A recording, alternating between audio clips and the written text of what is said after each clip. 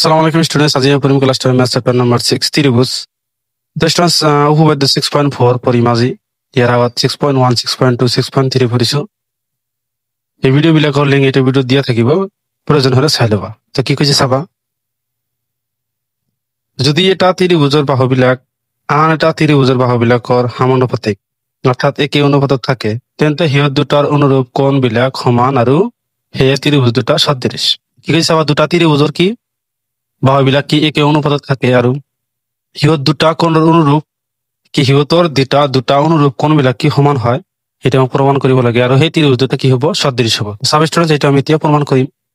তো স্টুডেন্টস এইটো আমাক কি 6.4 উপপাদ্য আছে, উপপাদ্য দি আছে, তেনেহ'লে এইটো এতিয়া আমি প্ৰমাণ কৰিম। তো সাব স্টুডেন্টস এইটো আমি কেনেকৈ প্ৰমাণ কৰিম?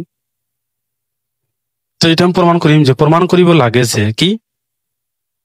Angle A is equal to এইটো কোণৰ অনুৰূপ কোণ এইটো হয় ডি, তাৰপিছত কি angle B is equal to কি angle B is equal to angle E, আৰু কি angle C is equal to angle F. এইটো আমাক কি প্ৰমাণ কৰিব লাগে। তো সাব স্টুডেন্টস এইটো আমি প্ৰমাণ কৰিম। তাৰ আগতে আমি অংকন কৰি লিখিম যে অংকন কি লিখিম আমি যে কি এ বিৰ সমান্তৰালকৈ ডিৰ ওপৰত এটা বিন্দু ল'ম, সেই বিন্দুটো কি হ'ল পি। তো এ বিৰ সমান সমান কি হ'ব ডি পি, আকৌ এ চিৰ সমানকৈ ডি এফৰ ওপৰত এটা বিন্দু ল'ম ডি কিউ কি এ চিৰ সমান্তৰাল। তেনেহ'লে এটা আমি কি লিখিম যে A B is equal to D P, কি হ'ব ডি পি কমা কি A C is equal two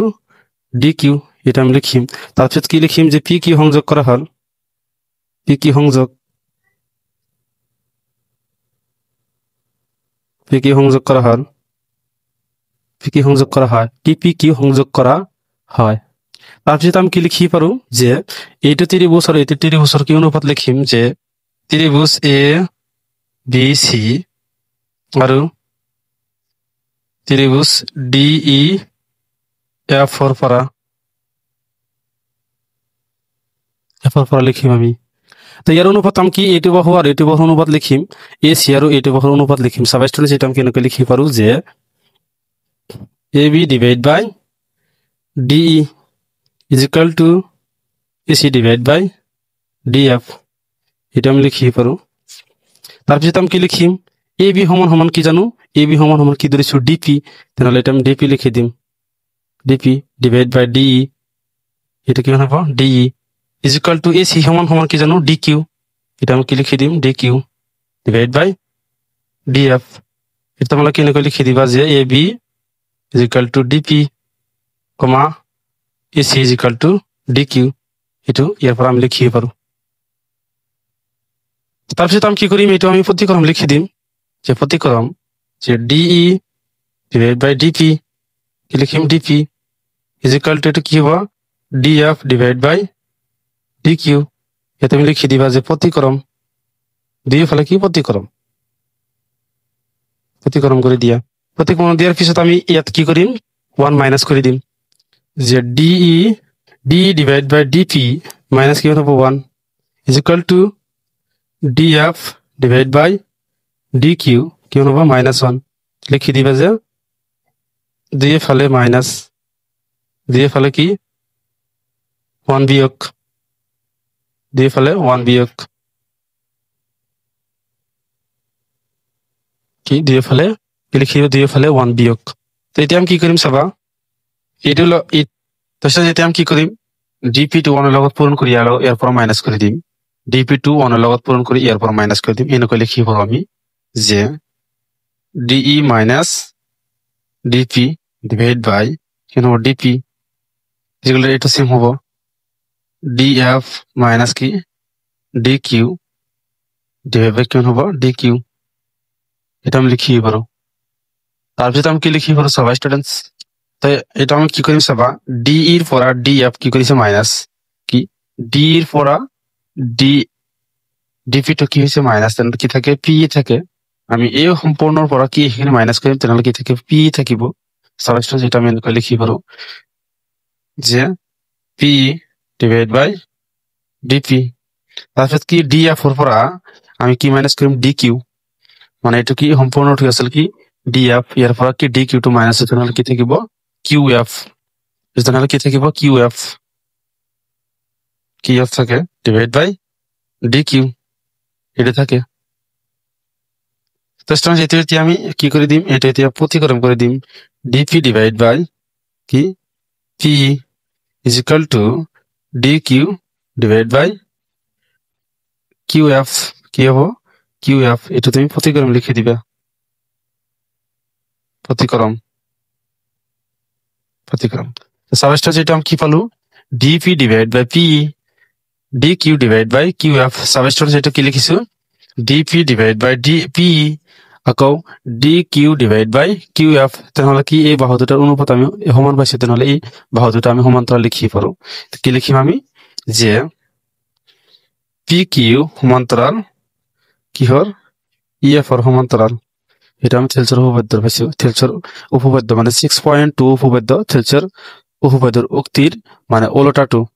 বিপৰীত উক্তিটো আছিল যেটা আমি কি লিখি পাৰো যে থেলছৰ উপপাদ্যৰ বিপৰীত আছিল এইটো বিপৰীত উক্তি এটা আমি লিখি পাৰো এটা আছিল কি থেলছৰ বিপৰীত উক্তি মানে আমি অনুপাতৰ পৰা সমান্তৰাল দেখুৱাইছো 6.2 আৰু 6.1 আমি কি কৰিছো সমান্তৰালৰ পৰা আমি অনুপাতটো উলিয়াইছো তো স্টুডেন্টস তাৰ পিছত কি কৰিম চাবা তো স্টুডেন্টস ইয়াৰ পিছত আমি কি লিখিম যে এংগেল পি কোণ ইজ ইকুয়াল টু এংগেল ই কোণ তার মানে কি এংগেল পি কোণ ইজ ইকুয়াল টু ই কোণ এটার অনুরূপ কোণ কি জানো আমি এটার অনুরূপ কোণ ইয়া পি কোণের অনুরূপ কোণ আমি ই জানো তাহলে এই দুটা কোণ আমি সমান লিখি পাৰো তো আমি সমান লিখিছো এটা তুমি তোমালোকে 1 নম্বৰ দিয়ে দিবা তোমালোকে 1 নম্বৰ দিবা তাৰপিছত আমি কি লিখি পাৰো কিউ কোণ আৰু এফ কোণ আমি সমান জানো মানে এইটো অনুৰূপ কোণ কিউ কোণ আৰু এফ কোণ আমি কি জানো সমান জানো angle Q is equal to angle F এটা তোমালোকে অনুরূপ কোণ দিয়ে দিবা অনুরূপ কোণ এটা তোমালোকে 2 নম্বৰ দিয়ে দিবা তারপর কি করিবা সবাই স্টুডেন্টস কি লিখিম যেটিকে ত্রিভুজ ডিপি কিউ আর ত্রিভুজ ডিই এফ এর পৰা ডি এফ এটো কি হয় এফ হয় ডি এফ এৰ পৰা এখন কি লিখিব সবাই স্টুডেন্টস কি লিখিছো আমি যে এত ত্রিভুজের পৰা কি লিখিম আমি পি কোণ ইজ ইকুয়াল টু এঙ্গেল ই কোণ এটা আমি কি লিখি মনের পৰা তারপর আমি কি লিখিম কি কোণ ইজ ইকুয়াল টু এফ কোণ এটা আমি কি লিখিম 2 এর পৰা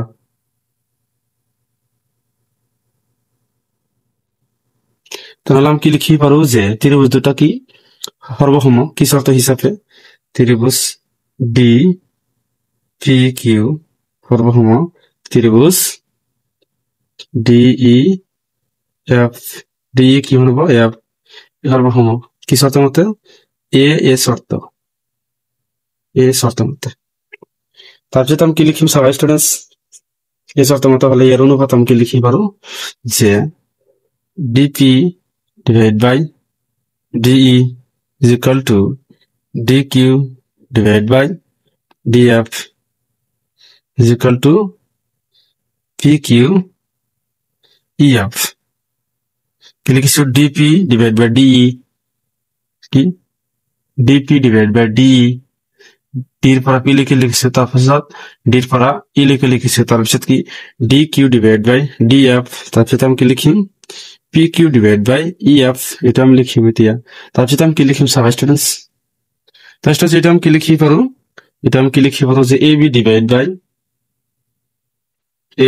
by DE তার মানে কি DP সমান আমি কি জানো AB জানো আমি অলপ আগতে লিখিছো তাৰপিছত কি DQ is equal to কি লিখি পাৰো AC divided by DF is equal to PQ is equal to কি লিখি পাৰো PQ is equal to কি লিখি পাৰো PQ is equal to কি লিখি পাৰো BC divided by কি লিখি পাৰো EF এটা আমি লিখি পাৰো তো স্টুডেন্টস এটি তোমালোকে কি 3 নম্বৰ দিয়ে দিবে তাৰপিছত আমি কি লিখিব পাৰো যে dp divide by d is equal to আমি কি লিখিব পাৰো dq divide by df is equal to আমি কি লিখিব পাৰো bc ডিভাইড বাই ef এটা আমি লিখিব পাৰো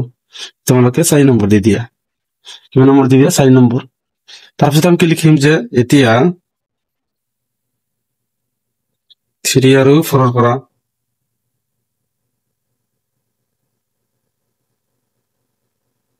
3 আৰু 4 পৰা আমি কি লিখিম যে bc divide by ef is equal to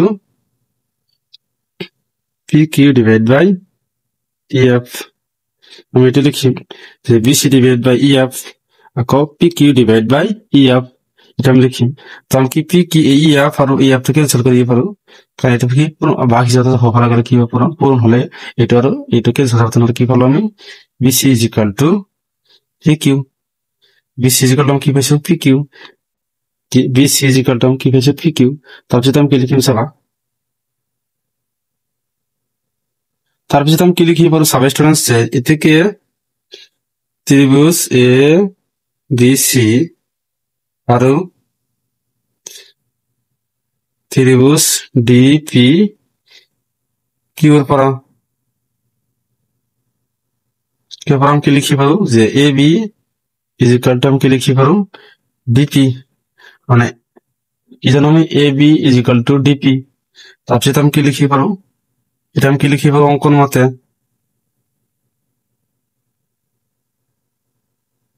তারপর আমি কি লিখি পারো AC is equal to D Q এটা আমি কি লিখি পারো অঙ্কন মতে তারপর আমি কি লিখি যে বিসি সমান সমান আমি কি পাইছো পি কিউ পাইছো বিসি ইজ ইকুয়াল টু আমি কি পাইছো পি কিউ এটা আমি কি লিখিম 5 নম্বরের পর এটা তোমাকে 5 নম্বর দিয়ে দিবে এটা আমি কি 5 নম্বর দিয়ে দিম এটা আমি কি 5 নম্বর পর লিখিম যে 5 এর পর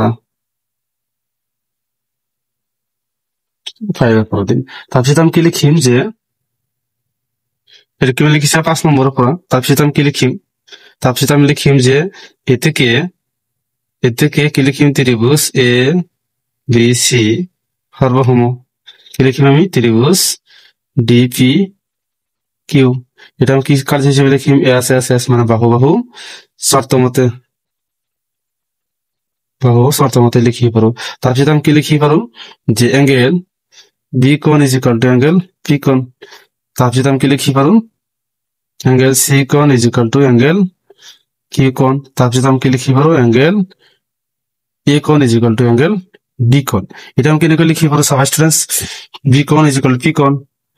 বি কোণ ইজ ইকুয়াল টু পি কোণ লিখি পারো কারণ ই কোণ এটাকে অনুরূপ ইয়ারও কি হবে অনুরূপ তারপর কি আছে সি কোণ কিউ কোণ তো সি কোণ আমি কি লিখি পারো কিউ কোণ তারপর আমি এ কোণ ইজ ইকুয়াল টু কি ইয়ার অনুরূপ কোণটাকে লিখি পারো ডি কোণ তারপর আমি কি লিখি সব স্টুডেন্টস তো স্টুডেন্টস এটা আমি কি শর্ত হিসাবে লিখি পারো সিপিসিটি যে সর্বসম ত্ৰিভুজৰ অনুৰূপ অংশবোৰ কি জানো সমান এটাকে সিপি সিটি লিখি পারো এটা কি হব সিপি সিটি তো আমাকে কোন বিলাক কি অনুরূপ কোন বিলাক কি আমার অনুরূপ কোন বিলাক সমান এটা আমাকে দেখাবো সেটা আমি দেখাইছি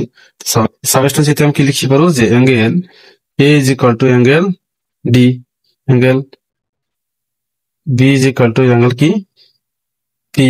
আর angle C is equal to angle Q এটা আমি প্রমাণ করিব কইছি তো স্টুডেন্টস এটা আমি কি লিখি পারো যে angle A is equal to angle D angle B is equal to আমি কি লিখি পারো অ্যাঙ্গেল ই তারপর আমি angle C is equal to আমি কি লিখি পারো অ্যাঙ্গেল এফ তার মানে কি ই কোণ টু যাচ্ছে সবাই ইয়াত ফার্স্ট আমি কি লিখি পারো বি কোণ ইজ ইকুয়াল টু আমি পি কোণ লিখি পারো আকৌ পি কোণ ইজ ইকুয়াল টু আমি ই কোণ লিখি পারো তেনেহলে আমি বি কোণ ইজ ইকুয়াল টু আমি কি লিখি পারো ই কোণ লিখি পারো তারপর আমি কি সি কোণ ইজ ইকুয়াল টু কি কোণ লিখি পারো কি কোণ অনুরূপ কি কোণ হয় কি কোণ অনুরূপ কি এফ কোণ হয় তেনেহলে এফ কোণ ইজ ইকুয়াল টু সি কোণ আমি সমান লিখি পারো সাবস্টেন্স ইয়াতে মানে এইটো লিখিছো এটা আমাক প্রমাণ কৰিব কৈছিল এটা আমাক প্ৰমাণ কৰিবলৈ কৈছিল এইটো তোমালোকে লাষ্টত কি লিখি দিবে প্ৰমাণিত তো ইয়ালে কি কৰিব লগা আছে স্টুডেন্টস কি নেক্সট ভিডিওত লগ পাম 6.5 উপপাদ্যটো থ্যাংক ইউ স্টুডেন্টস